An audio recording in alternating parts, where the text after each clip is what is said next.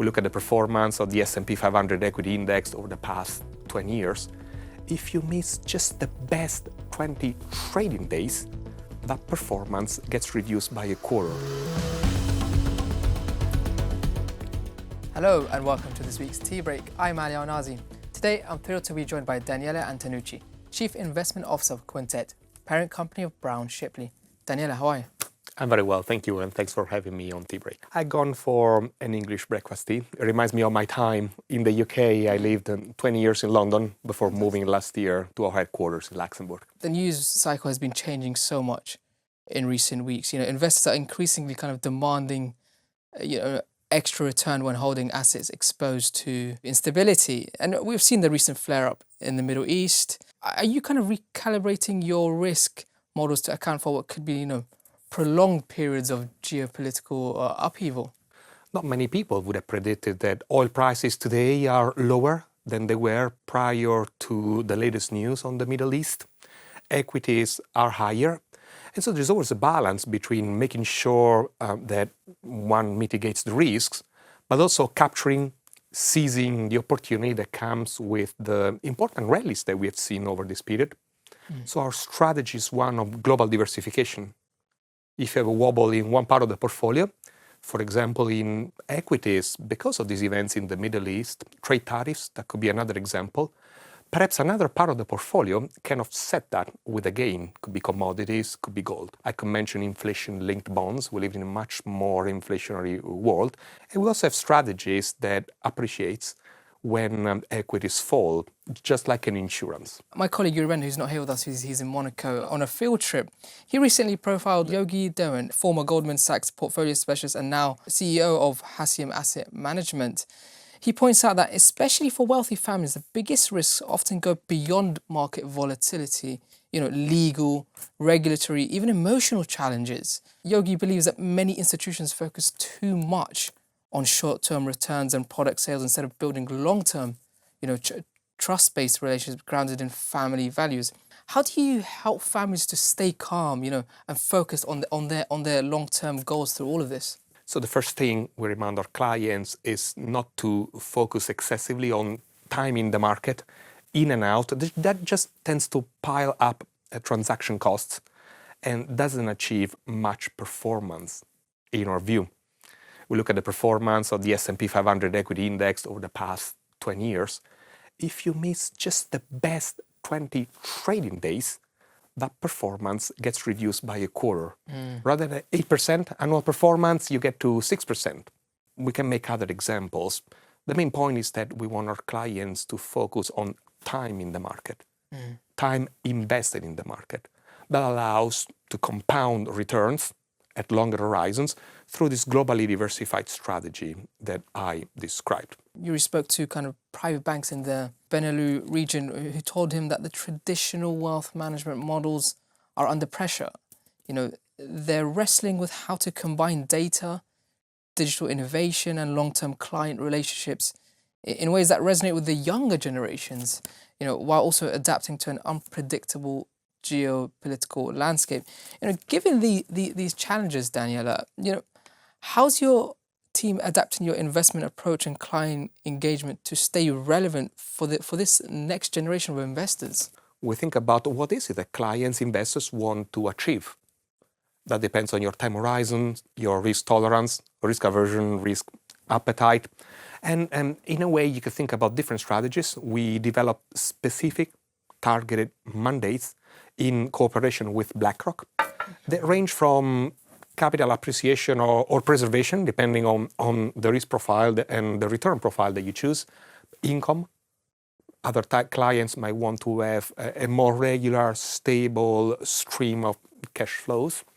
Sustainability, the younger generations might care more about that, and we have a strategy that is more thematic in nature. Cost and efficiency could be another strategy as well. Another aspect is the rise of alternative assets. We've been investing in alternatives for a long time. Liquid hedge funds, they are also included in our core flagship strategies.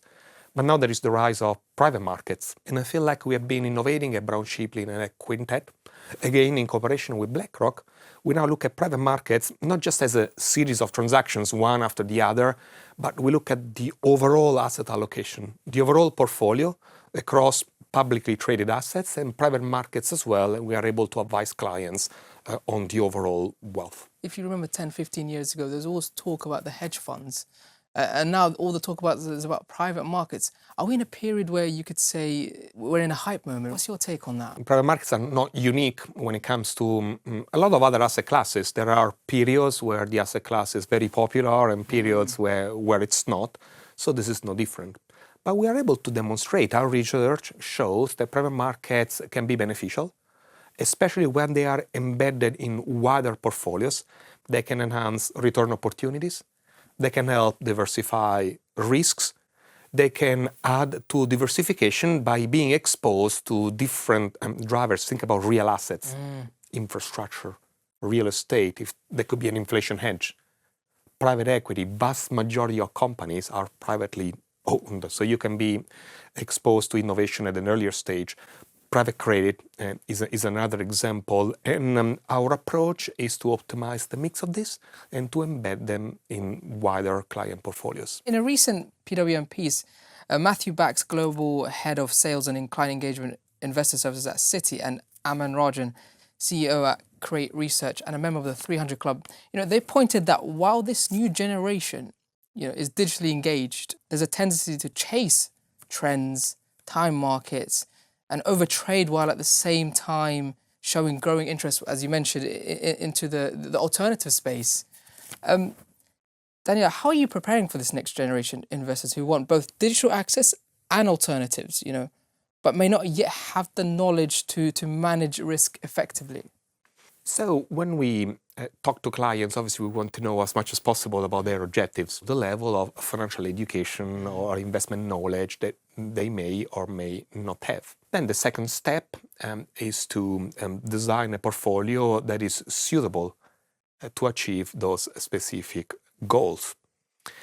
For example, when you think about alternatives, they are not for all investors I could think of. For some categories where liquidity is a consideration, where the time horizon is shorter, private markets with typically locking capital for some time might not be the best choice. But for others who want to diversify away from publicly traded markets, from liquid markets, that could be a key component of their portfolios. Technology is very important as well. We deliver our communication in a digital fashion. We use technology also when it comes to our investments. Investing in part is analytics and technology. And we have very deep relationships in an open architecture manner with lots of different firms that are specialized in different asset classes, in different parts of the investment process. I mentioned BlackRock, that's an example, but we also work with prominent research houses, and they are embedded in our processes. And open architecture means that we wouldn't manufacture one solution fits all, but we will strive to deliver what we think is the best personalized, tailor-made solution to each and every client. Daniele, Quintet is an interesting example here. It brings together several banks, each with different backgrounds and strengths. And we spoke earlier about, the times we're in, the geopolitical upheaval. How does this multi-bank setup, help you kind of innovate and respond to these challenges of geopolitics or the generational differences there? The 5 wealth managers, hence the name, Quintet, Brown Shipley is one of them. They were operating typically within national boundaries.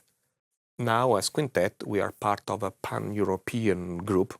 There's more assets, there's more efficiency, more pricing power, if you like, and we are able to deliver more cost-effective solutions to our clients.